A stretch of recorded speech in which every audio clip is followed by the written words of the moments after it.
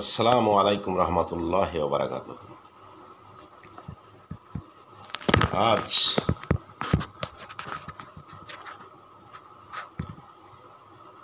অন্তর্বর্তীকালীন সরকারের স্বরাষ্ট্র উপদেষ্টা মহোদয় ঢাকা উত্তরার কয়েকটি থানা পরিদর্শনে গিয়েছিলেন।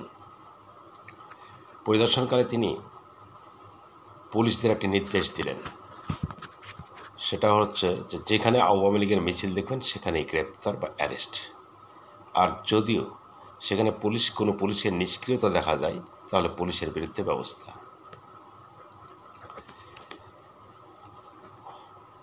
এই কথাটা কে বলতে পারে?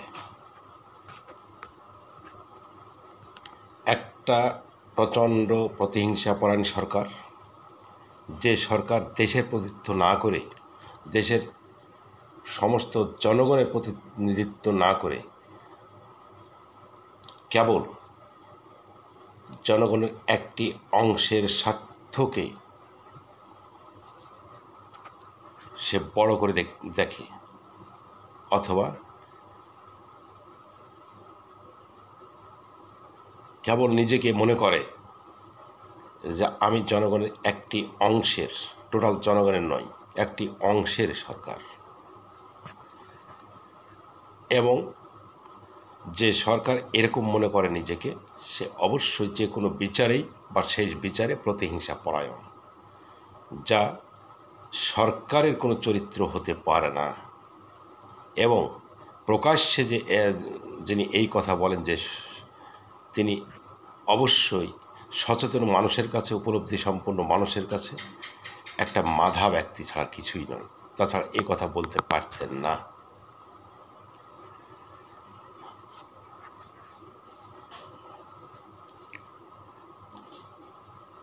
এই কথাগুলো বলতে পারে কে?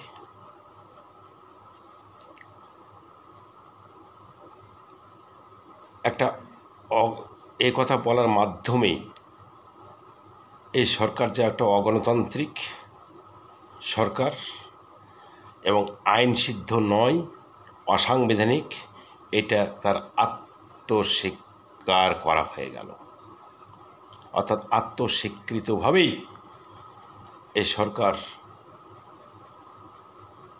যে অসাংবিধানিক, অবৈধ, আইন সিদ্ধ নয় এবং অগণতান্ত্রিক। আর এই আর কি। তাছাড়া এ কথা কেমন করে বলতে পারে? এবং এর মাধ্যমে এটাও প্রমাণ হয় যে এ সরকারের মাধ্যমে গুড গভর্নেন্স সেটা কোশ্চিন কালেও প্রতিষ্ঠিত হওয়া বা সম্ভব নয়, কিংবা জনগণ আশা করা উচিত নয়। কারণ এই কথাগুলো কোনো আইন সিদ্ধ কথা নয়, সংবিধান সম্মত কথা নয়। এটা যে কোনো একটি রাজনৈতিক দল হলো আরেকটি রাজনৈতিক দলের ক্ষেত্রে এ কথা বলতে পারে না, অর্থাৎ প্রতিপক্ষের ক্ষেত্রে এ কথা বলতে পারে না। তাহলে এই সরকার একটা সম্পূর্ণভাবে প্রতিহিংসা পরায়ণ, এটাই প্রমাণ হয়। কাজে সরকারের কাছে গুড গভর্নেন্স আশা করাটা একটা অলীক কল্পনা। আর এই হিংস্র প্রতিহিংসা পরায়ণ সরকার এখন বাংলাদেশ পরিচালনা করছে। কাজে বাংলাদেশকে নিয়ে যাচ্ছে কোথায়?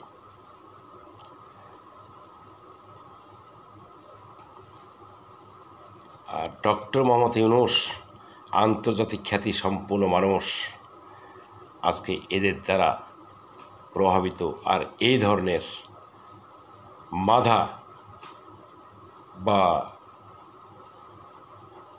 মাধা মানের লোকগুলোকে নিয়ে সরকার পরিচালনা করছেন। অতএব তার সম্মানটা খোয়া যে যাচ্ছে, এর জন্য কোনো রাজনৈতিক দল নয়, তার উপদেষ্টারাই, এই ধরনের জনাব জাহাঙ্গীর আলমের মতো উপদেষ্টারাই যথেষ্ট। কি করে তিনি কথা বলতে পারেন? একটা গরুর রাখাল পর্যন্ত এই কথাটা ভুল ধরবে, যেটা সরকার হয়ে এ কথা বলতে পারে না। আর যদি মনে করে না যায় যে সরকার নয়, এটা তার ব্যক্তিগত অভিমত বা ব্যক্তিগত ইচ্ছার অভিপ্রায় বা ব্যক্তিগত অভিলাষ, তাহলে এই কথা বলার পরপরই তাকে প্রধান উপদেষ্টা থেকে বহিষ্কার করা উচিত ছিল সরকারের, অথবা সরকারের পক্ষ থেকে তার প্রতিবাদ করা উচিত ছিল, অথবা তাকে সতর্কবাণী দেওয়া উচিত ছিল যে এই ধরনের কথার জন্য আর কোনো সময় পুনরাবৃত্তি না হয়। কিন্তু দেখা যাক জাহাঙ্গীর আলমের বিরুদ্ধে এই অন্তর্বর্তীকালীন সরকার এ কথার কোনো প্রতিক্রিয়া ব্যক্ত করে কি না, এটা একটা দেখার বিষয়। আশ্চর্য, যাদের এই কথাটা বলা উচিত তাদেরকে না বলছে একটা নিবন্ধিত দল, সুপ্রাচীন দল, জনপ্রিয় একটা দলকে, দলের বিপক্ষে পুলিশকে ডাইরেক্ট লেলিয়ে দেওয়া হচ্ছে।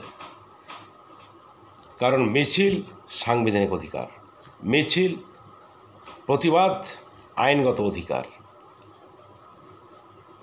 তাহলে যারা নিষিদ্ধ দল তারা এখন সরকারে, হিজবুত তাহরীর, ওই জামাতে ইসলাম এবং জঙ্গিরা, যারা বেআইনি জনতা, বেআইনি সংগঠন, নিষিদ্ধ, আজ তাদের পৃষ্ঠপোষকতা করছে সরকার।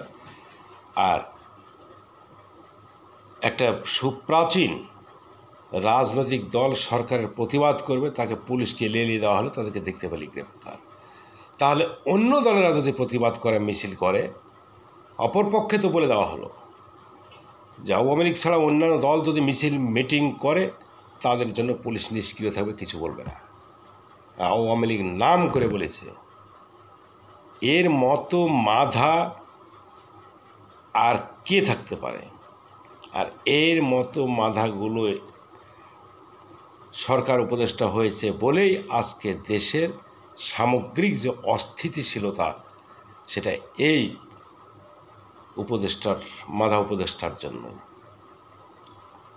অতএব ডক্টর ইউনূসের উচিত সত্যিকার অর্থে দেশকে যদি একটা গুড গভর্নেন্স উপহার দিতে চাই, নিজের শাসনের যদি গ্রহণযোগ্যতা অর্জন করতে চায় জনগণের মধ্যে, তাহলে অতি সত্বর এ স্বরাষ্ট্র উপদেষ্টাকে বহিষ্কার করা উচিত।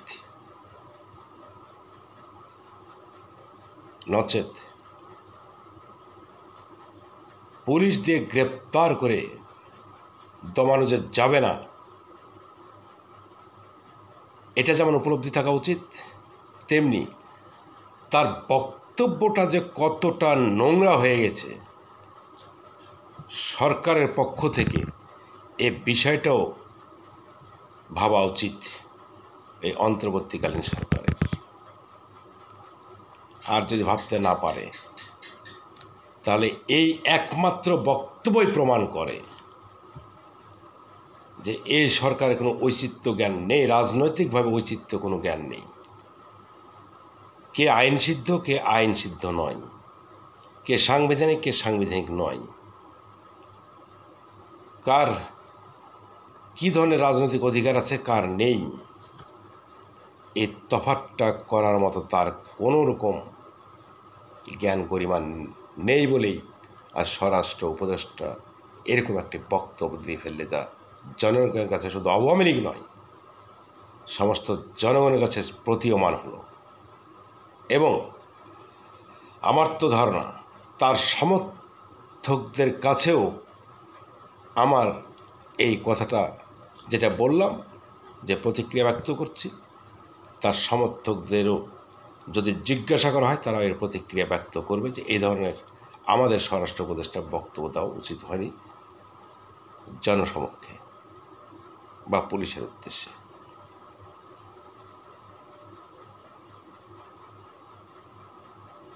তাহলে যে স্বরাষ্ট্র উপদেষ্টা কোনটা সাংবিধানিক কথা, কোনটা আইনসিদ্ধ কথা, কোনটা জনগণের কাছে গ্রহণযোগ্য কথা, আর কোনটা গ্রহণযোগ্য কথা নয়, কোনটা সাংবিধানিক কথা নয়, কোনটা আইনসিদ্ধ কথা নয়, এগুলো যদি পার্থক্য নিরূপণ করতে না পারে তাহলে তার দ্বারা আর আইন শৃঙ্খলা পরিস্থিতির উন্নতিটা কি ঘটবে দেশে? এরকম একটা স্বরাষ্ট্র উপদেষ্টা, স্বরাষ্ট্রমন্ত্রী পদমর্যাদায় স্বরাষ্ট্র উপদেষ্টা যদি থাকে তাহলে প্রশাসন, তার অধীনস্থ প্রশাসন তো ভেঙে পড়বেই। কারণ প্রশাসনিক কর্মকর্তারাও বুঝে গেছে যে এই আমাদের এই স্বরাষ্ট্র উপদেষ্টা জ্ঞানের লেভেলটা কতটুকু। আর তাছাড়া যদি জ্ঞানী হয়ে থাকেন তাহলে ইনি যে জ্ঞান পাপী এবং তার মধ্যে কোনো ঔচিত্য জ্ঞান নেই এবং কোন ধরনের কথা বলা উচিত জনসমক্ষে, কোনটা উচিত নয়, এটাও তিনি পার্থক্য নিরূপণ করতে জানেন না, তাহলে তার দ্বারা তার অধীনস্থ প্রশাসন পরিচালিত হবে কিভাবে? এটা হতেই পারে অসম্ভব। অতএব উত্তরাতে যে পুলিশ থানা পরিদর্শন এসে পুলিশের উদ্দেশ্যে পুলিশ এবং আওয়ামী লীগকে টার্গেট করে যে বক্তব্য দিয়েছে এটাই যথেষ্ট। এই সরকারের মানসিকতার প্রতিফলনটা ঘটে গেছে এই বক্তব্যের মধ্যে দিয়েই। অপরদিকে এটাও প্রমাণ হয়ে গেছে একমাত্র আওয়ামী লীগই হচ্ছে এই সরকারের আতঙ্ক। আওয়ামী লীগের আতঙ্কে সরকারের ঘুম হয় না, আওয়ামী লীগের আতঙ্কে এই সরকারের মাথা বিগড়ে যায় বলে কথাবার্তা বলার মধ্য দিয়ে আবল তাবল কথা হয়ে যায়। কথা বলার কোনো ধারাবাহিকতা থাকে না, কোনো নিয়মতান্ত্রিকতা থাকে না, অর্থাৎ বিগড়িত মাথায় যে কথাগুলো হয় সেটাই। এটার পিছনে একমাত্র কারণ হচ্ছে আওয়ামী লীগ। আওয়ামী লীগ করে এত আতঙ্ক। তাহলে এরা এতদিন যে বলে এসছে যে আওয়ামী লীগ নিশ্চিন্ন হয়ে গেছে, আওয়ামী লীগ নাই, জনগণ আওয়ামী লীগকে চায় না, এই কথাগুলো কেবল আইওয়াস, সে কথাগুলো কেবল ভণ্ডামি। যদি এদের উপলব্ধি থাকতো এটা যে আওয়ামী লীগ নিশ্চিন্ন হয়ে গেছে, আওয়ামী লীগ আর ওই 100 বছরের মাজা কোমর খাড়া করে দাঁড়াতে পারবে না, তাহলে আওয়ামী লীগ সম্পর্কে এতটা আতঙ্ক থাকার কথা ছিল না, আওয়ামী লীগ সম্পর্কে এই ধরনের বক্তব্য দেওয়ার কথা ছিল না। আরে পুলিশ কেন আওয়ামী লীগের বিরুদ্ধে ব্যবহার হবে? আওয়ামী লীগ তো চাঁদাবাজি করিনি এখন, আওয়ামী লীগ তো ধর্ষণ করিনি, আওয়ামী লীগ তো ডাকাতি করে বেড়ায়নি, আওয়ামী লীগ তো লুটপাট করে বেড়ায়নি এখন, আওয়ামী লীগ তো অগ্নিসংযোগ করে বেড়ায়নি এখন, আওয়ামী লীগ তো মব জাস্টিস, মব কিলিং, বিচার বহির্ভূত হত্যাকাণ্ড করে বেড়ায়নি এখন, আওয়ামী লীগ তো নিশ্চিহ্ন করে ফেলে দিচ্ছে, সেটা হচ্ছে সরকারেরই কথা। তাহলে এখন যে চাঁদাবাজি হচ্ছে, এখন যে যত রকম লোমহর্ষক ঘটনা ঘটছে সেটা সরকার সমর্থকদের দ্বারাই। অতএব আওয়ামী লীগের নাম বারবার করার অর্থই তার সমর্থকদের এই সব কর্মে উৎসাহিত করা। যে স্বরাষ্ট্র উপদেষ্টা যারা এসব লোমহর্ষক ঘটনা ঘটাচ্ছে দেশে, তাদেরকেই পরোক্ষভাবে উৎসাহিত করে যাচ্ছে, তারপরেও কি এই সরকারের কাছে দেশের জনগণ আর দেশের স্থিতিশীল অবস্থা বা আইন শৃঙ্খলা পরিস্থিতির উন্নতি কামনা করতে পারে? অসম্ভব। অতএব দেশবাসী দেখুন, নিজেদের স্বার্থে